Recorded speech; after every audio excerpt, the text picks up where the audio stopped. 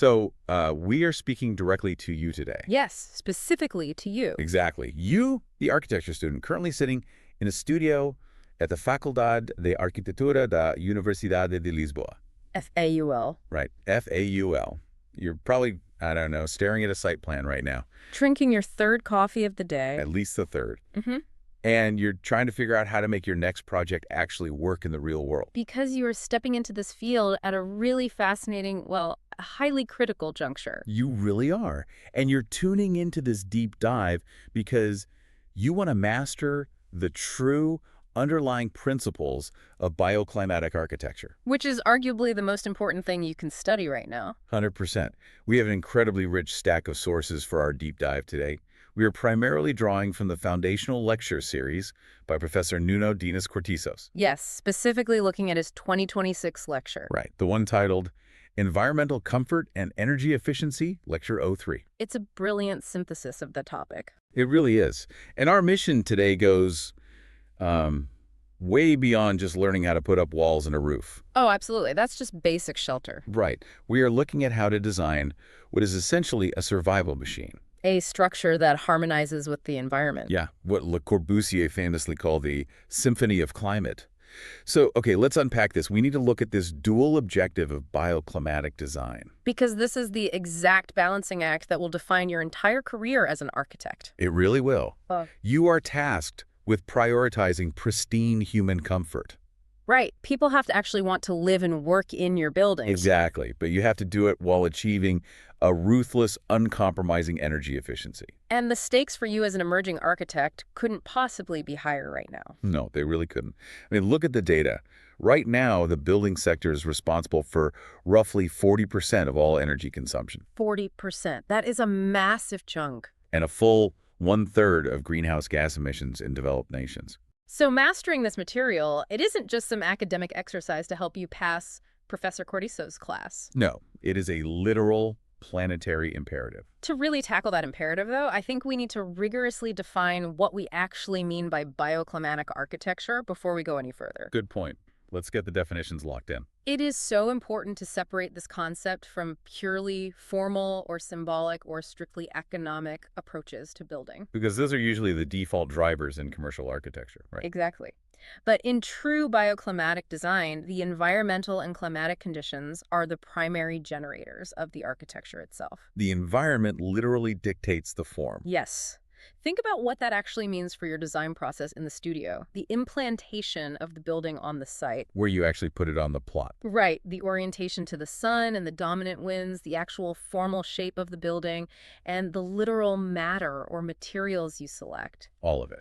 All of these decisions are dictated by the climate, not just by some aesthetic whim or a trend you saw online. The ultimate goal is to minimize environmental impacts while simultaneously ensuring interior thermal comfort. And achieving high-energy performance. Right. And, you know, this is often talked about today as if it's a modern green movement. Like it's a brand new invention. Yeah, like it's a recent response to our current climate crisis. What's fascinating here is that if we look closely, it is actually the oldest architectural tradition in human history. It's just how we used to build before we had the technology to cheat. Exactly.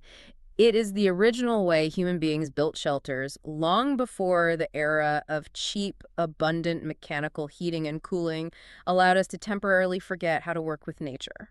Yeah, before we had the luxury of just dropping a massive HVAC unit on the roof and plugging in an air conditioner. Back then, the building itself had to do all the heavy lifting. To truly understand how to do this today, we actually have to look backward. Way backward. Let's travel back to the 1st century BCE in Rome. Back to the very foundation of Western architectural theory. Marcus Vitruvius Polio. Vitruvius, the man himself. He was an architect and a military engineer serving under Julius Caesar and Augustus. Which meant he traveled a lot. Right. He saw a vast portion of the known world at the time. From the blistering heat of North Africa to the really damp cold of Gaul, all the way to the varied climates of Hispania.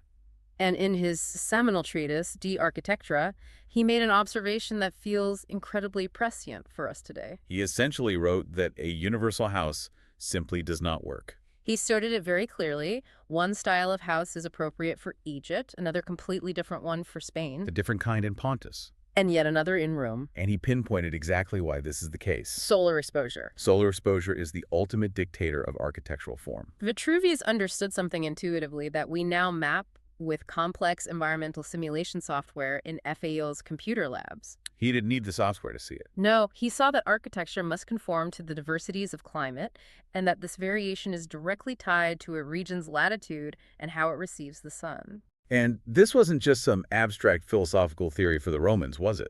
Not at all. It was incredibly practical, everyday applied knowledge. Let's look at the typical Roman domus as an example. The urban courtyard houses? Right, the ones perfectly preserved under the volcanic ash in Pompeii and Herculaneum. They are a masterclass in intuitive bioclimatic design. Think about how they laid out the primary living spaces in those houses. They deliberately oriented the most important rooms southward. And why do you do that? Because you want to gorge on that low winter sun. Exactly.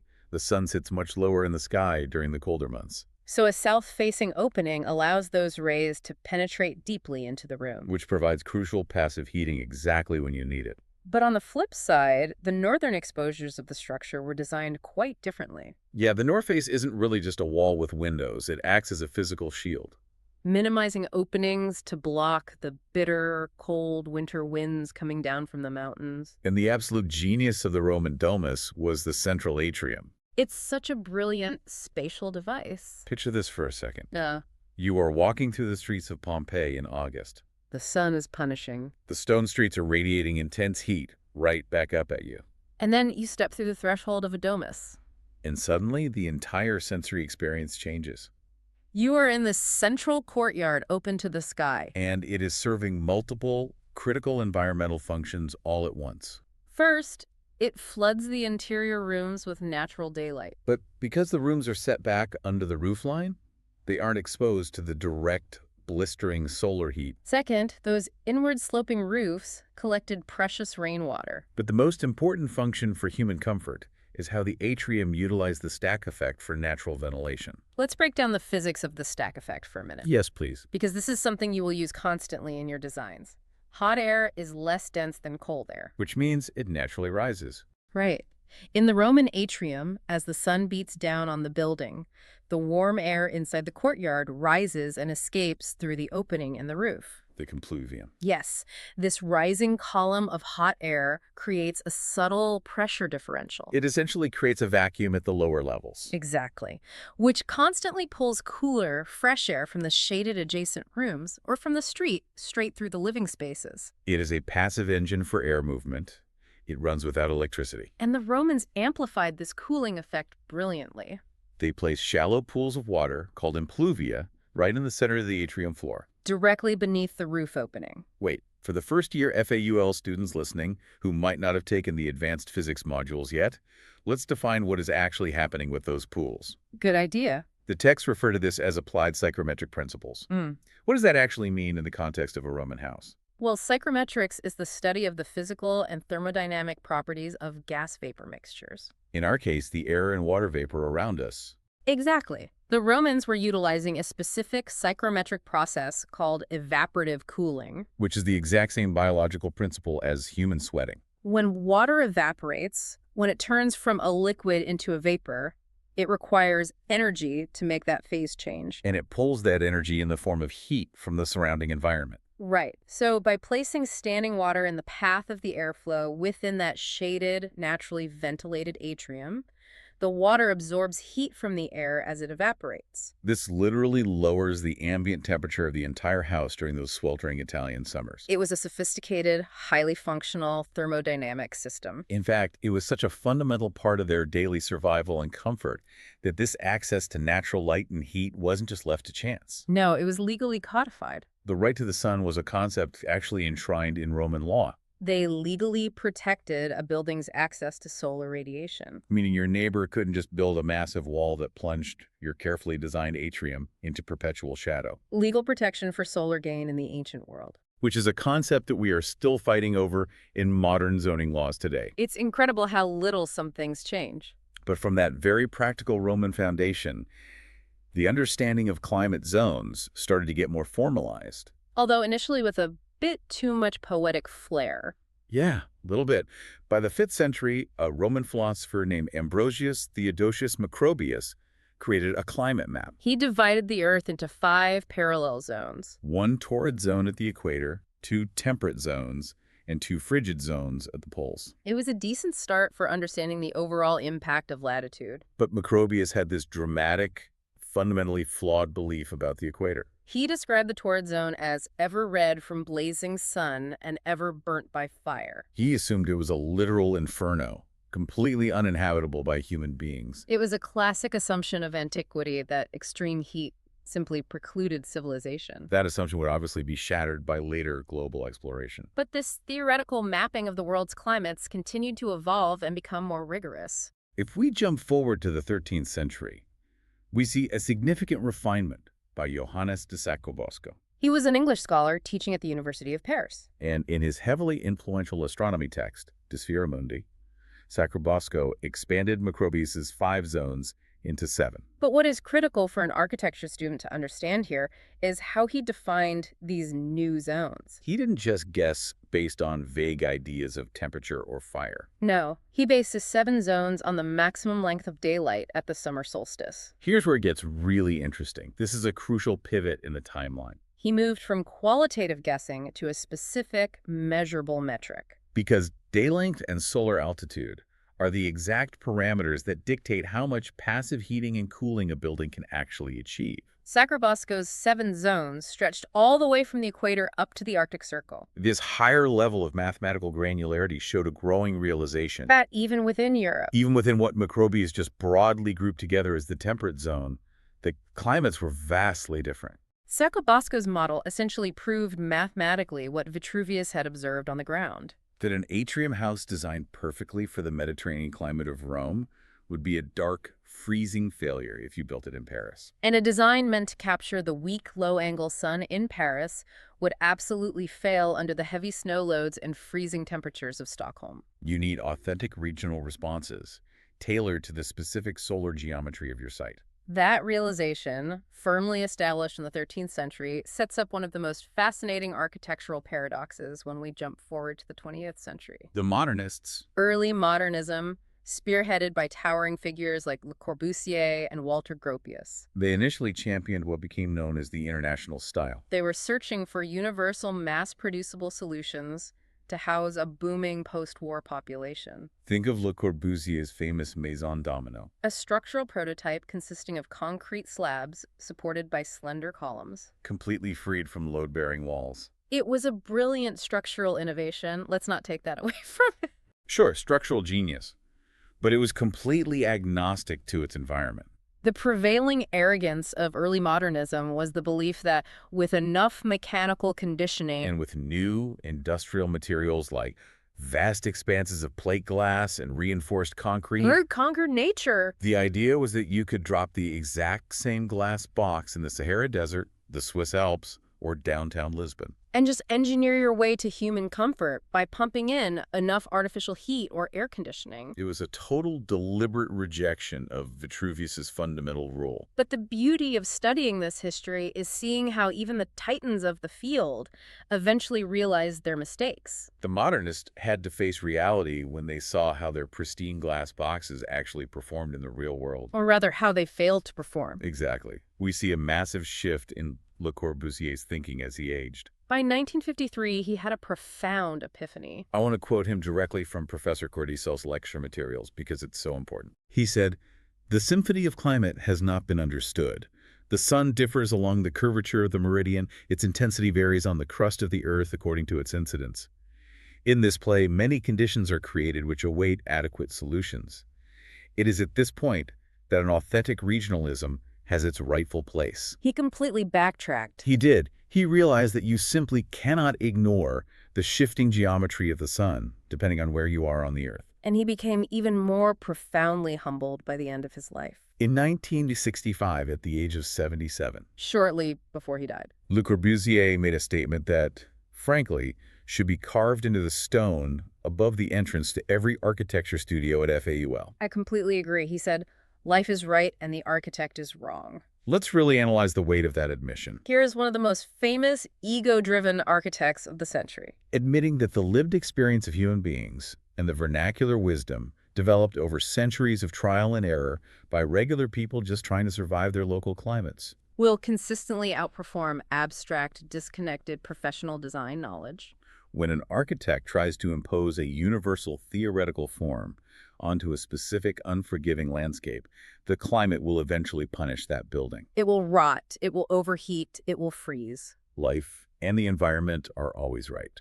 Walter Gropius went through a very similar awakening regarding what he termed regional character. And he drew a very sharp, important line between two concepts. He distinguished between what we might call superficial regionalism and true, deep regionalism. This is a trap that is very easy for a student to fall into.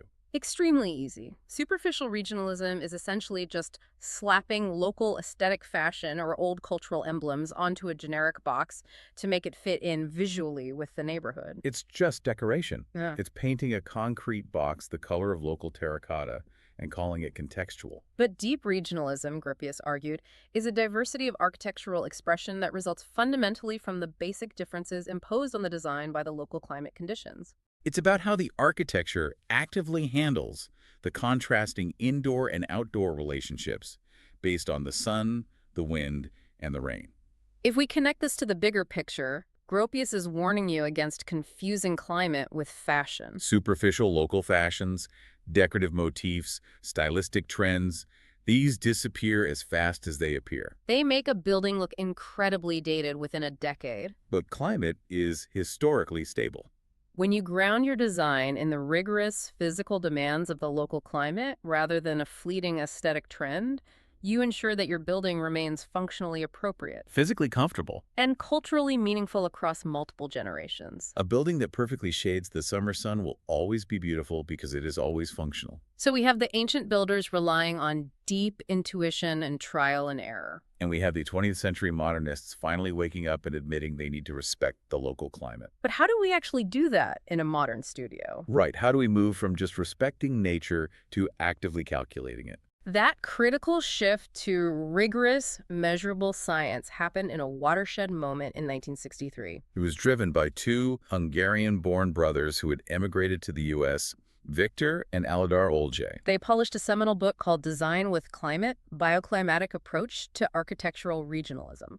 And it fundamentally changed the discipline forever. They took bioclimatic design out of the realm of intuition, out of historical guesswork, and turned it into hard, quantifiable thermodynamics and data. The Olgyay brothers introduced a quadruple framework. They argued that to design a truly bioclimatic building, an architect must synthesize 4 distinct pillars that had previously been treated as separate, siloed disciplines. Let's go through them. First is climatology. This is understanding the environmental context, gathering the raw data of temperature, humidity, solar radiation, and dominant wind patterns. Second is biology. Understanding the strict physiological requirements for human comfort. What temperature and humidity ranges allow a human body to maintain thermal equilibrium? Third is technology. The structural and mechanical means we have available for environmental modification. And fourth is architecture and physics. The actual geometric forms, the material selections, and the thermodynamic energy flows that connect the external environment to the internal human body. And their crowning achievement, the tool that made all this theory actionable for someone sitting at a drafting table, was the bioclimatic chart. It was revolutionary. Before this, an architect might just guess if a room would be too hot based on a gut feeling. But the Olgyays plotted all that raw climatic data. The specific temperature, the humidity levels, the radiation intensity, the wind speed onto a single, complex graphical tool. This chart definitively shows you the comfort zone. It maps the exact periods of the year when the natural outdoor conditions are perfectly fine for a human being. But more importantly, when the conditions fall outside that comfort zone, when it's too hot, too cold, or too humid, the chart tells you exactly what architectural interventions are needed.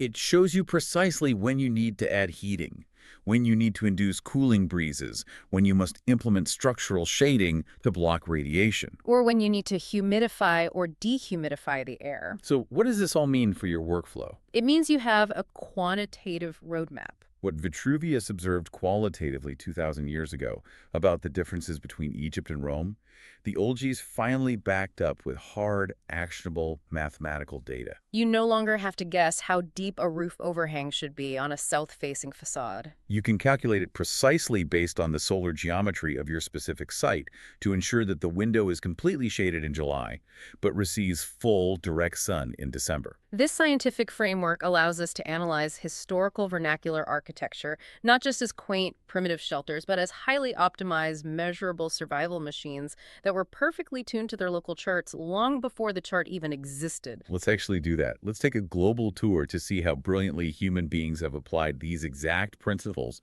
across completely different extreme environments. Long before they had the Olgyay's chart or computer simulations. Let's start in North America, looking at the ancestral Puebloan cliff dwellings at Mesa Verde in Colorado. Built between 600 and 1300 CE. Try to imagine standing in the arid continental climate of the American Southwest. The winters are brutally freezing. And the summer sun is absolutely punishing. But these builders created entire settlements inside natural cliff alcoves that respond masterfully to the solar geometry. The most famous of these, Cliff Palace, is massive. Let's look at the metrics. The alcove goes 27.5 meters deep into the solid rock and rises 16.2 meters high. With some of the masonry structures reaching 4 stories. The physical metrics and the placement of Mesa Verde reveal a perfect, lived understanding of seasonal solar geometry. The entire settlement faces south. In the winter, the sun sits low in the southern sky, at roughly a 30-degree angle relative to the horizon.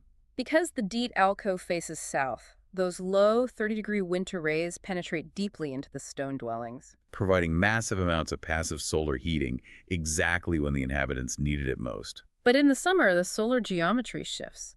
The sun climbs high into the sky, reaching about a 75-degree angle. And at that steep angle, the natural overhanging lip of the cliff face above acts as a permanent, immovable, massive shading device. The high summer sun is physically blocked from ever touching the masonry structures below. They remain in cool shadow all day long. It's an incredibly elegant solution. They use the geology of the Earth itself as a sunshade. And the ingenuity goes beyond just blocking the sun.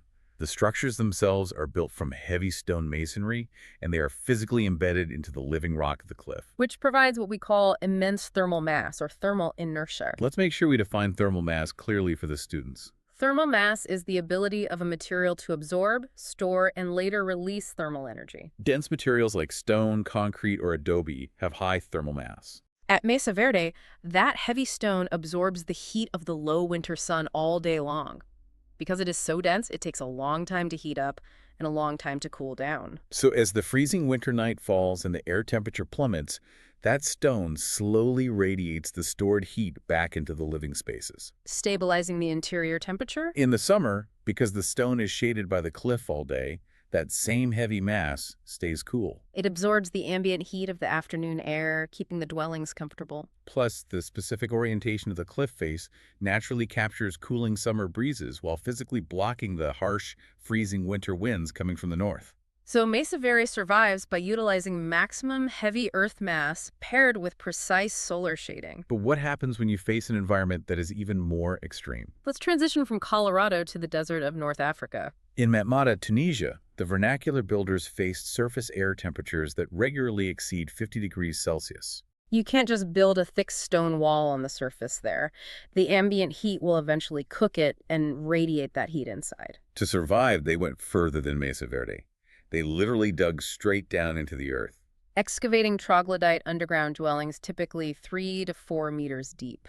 Down there, the surrounding soil provides the ultimate, infinite, extreme thermal mass. While the desert air above is literally boiling at 50 degrees, the earth 3 meters down remains a stable, constant temperature, often hovering around 20 degrees Celsius year-round. They essentially escape the climate by removing themselves from the surface entirely. But living underground creates massive challenges for lighting and air quality. They solve the lighting and ventilation problem by carving out large central sunken courtyards. These deep courtyards act very much like the Roman atriums we discussed earlier, functioning as vertical ventilation shafts. They bring diffused secondary daylight down into the cave rooms and allow for fresh air circulation, all while completely avoiding direct, scorching solar exposure. More importantly, Being below ground protects them from the blasting surface winds and the choking desert dust storms. It's an extreme architectural response defined by permanence and massive weight. But right next door, geographically speaking, in the deserts of Saudi Arabia,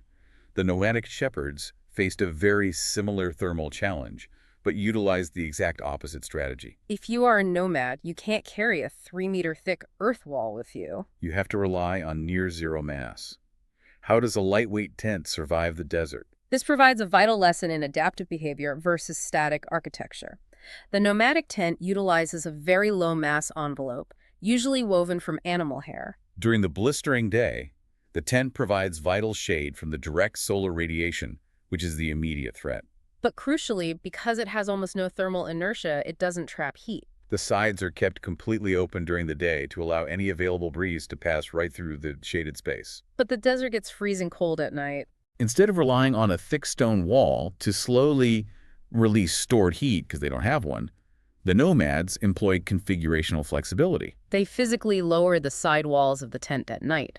This effectively seals the small volume of air inside. The bioclimatic strategy then shifts to trapping the metabolic body heat of the occupants and their animals within that small sealed space, Their strategy is mobility, low mass, and adaptation. proving that high thermal mass is not the only way to survive extreme temperature swings. That integration of animal heat leads us perfectly to Northern Europe. If we look at the historical German and Danish farmhouses, they take the concept of a survival machine to its literal extreme. In these bitterly cold, damp climates, surviving the long winter meant husbanding every possible unit of energy. You couldn't afford to let any heat go to waste. So they designed massive barn-like structures where the livestock, the cows, horses and pigs, and the human living quarters were integrated under a single, highly insulated, steeply pitched roof. The humans were literally harvesting the metabolic body heat generated by the animals to keep the interior temperature of the home survivable. The form of the architecture was directly shaped by the biological reality of energy generation and conservation.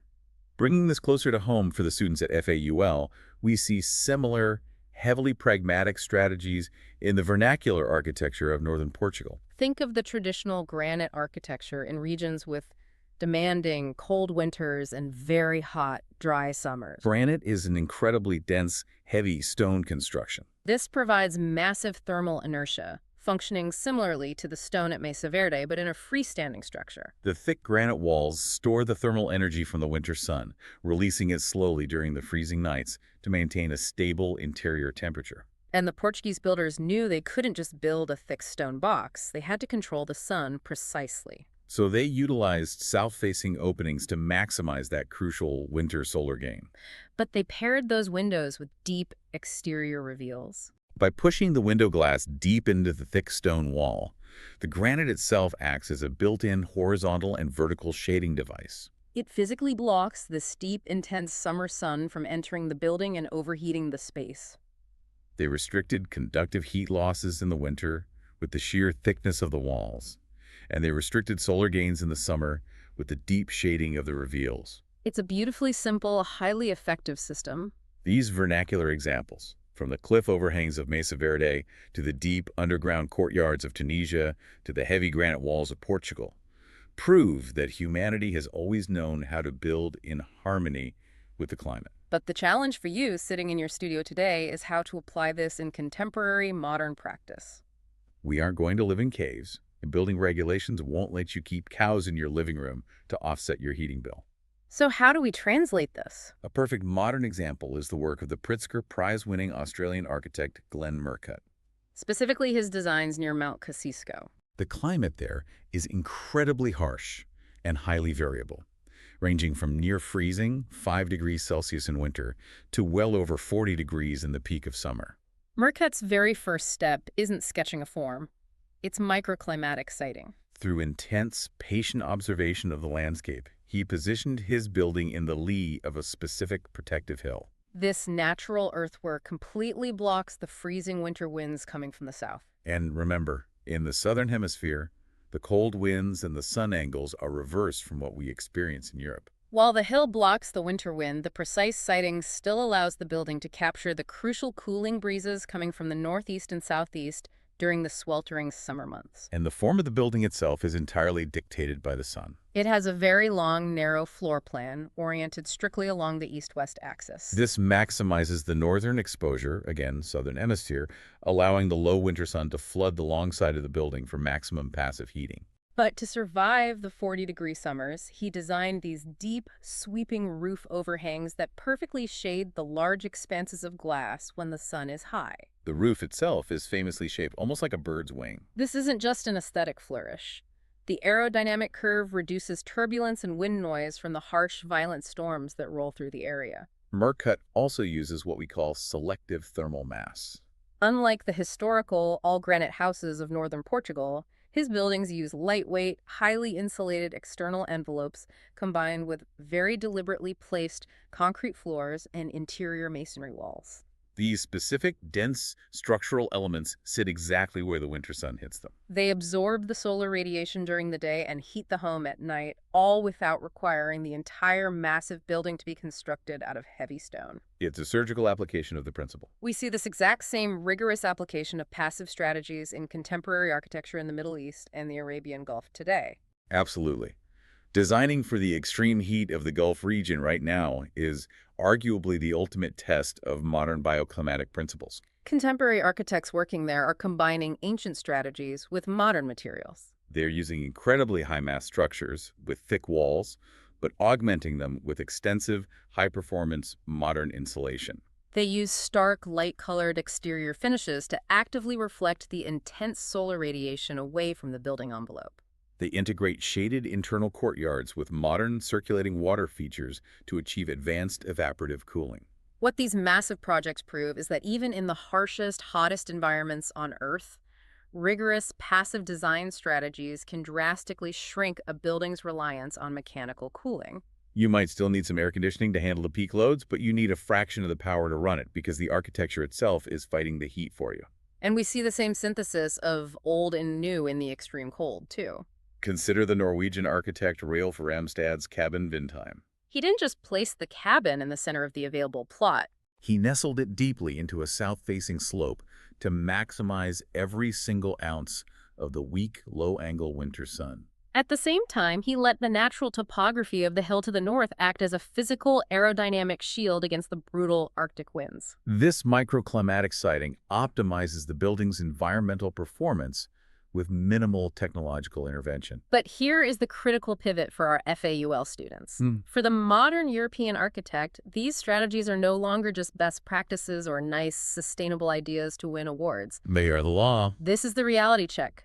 The European Union has mandated the Near Zero Energy Buildings Directive, commonly known as NZEB. This is the strict regulatory future you are graduating into. Bioclimatic principles have been fully operationalized and codified into unforgiving mathematical targets that your designs must hit before you can even get a permit. You aren't just sketching beautiful concepts or exploring spatial relationships anymore.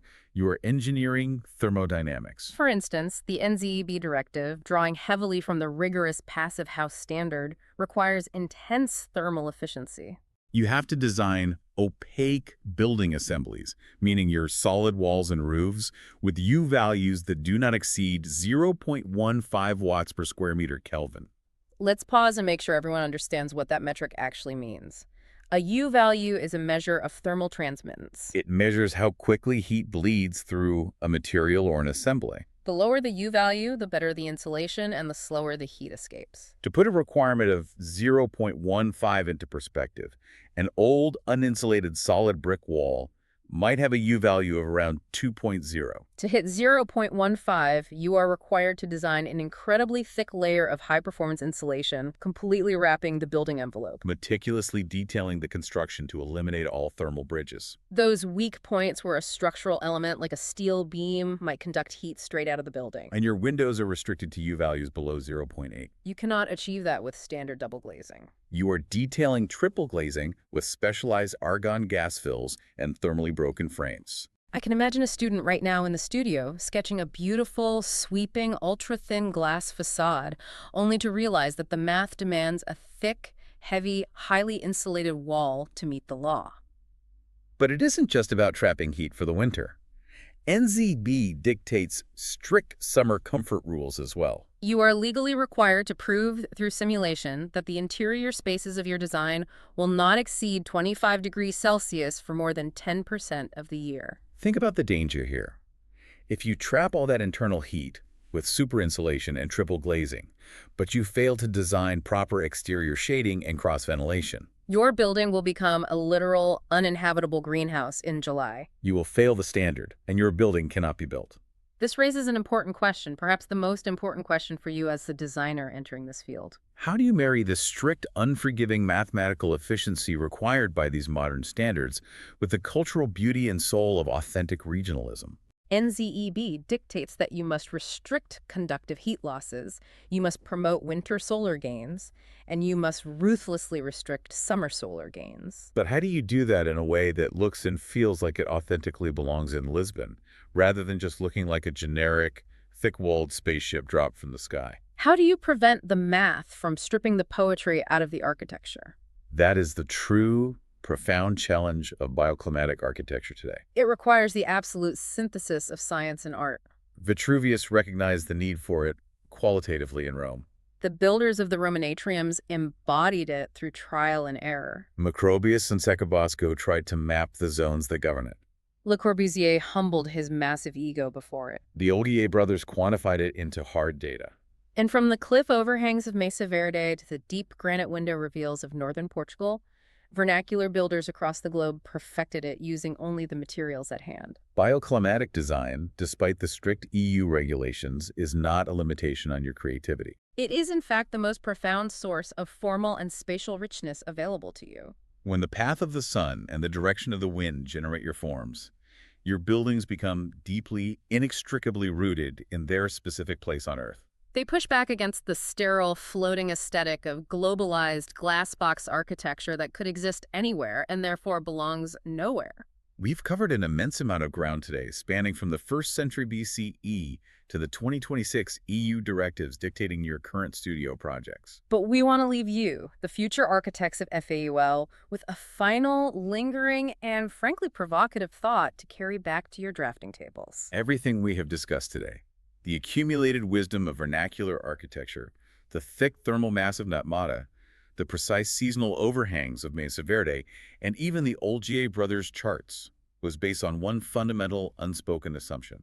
That the local climate is historically stable. It took centuries of slow, generational trial and error for local builders to perfectly adapt their architecture to the specific, predictable, repeating rhythms of their regional climates. But we know that is no longer the case. As climate change accelerates at an unprecedented rate, Le Corbusier's Symphony of Climate is actively, violently changing its tune. The historical data sets that the Olgyay brothers relied on, the data you use in your simulation software today, are shifting. The summer maximum temperatures in Portugal are rising higher than the traditional granite walls were designed to handle. And the historically predictable wind patterns are becoming erratic. If vernacular architecture relied on a stable climate to achieve perfection over centuries, how must you, the architects of tomorrow, use technology, biology, and physics to design for a climate that is literally shifting beneath your feet? In an era of profound, accelerating environmental instability, will the structures you design today be static monuments to a climate that no longer exists? Or will they be truly adaptable, resilient survival machines? Good luck in the studio.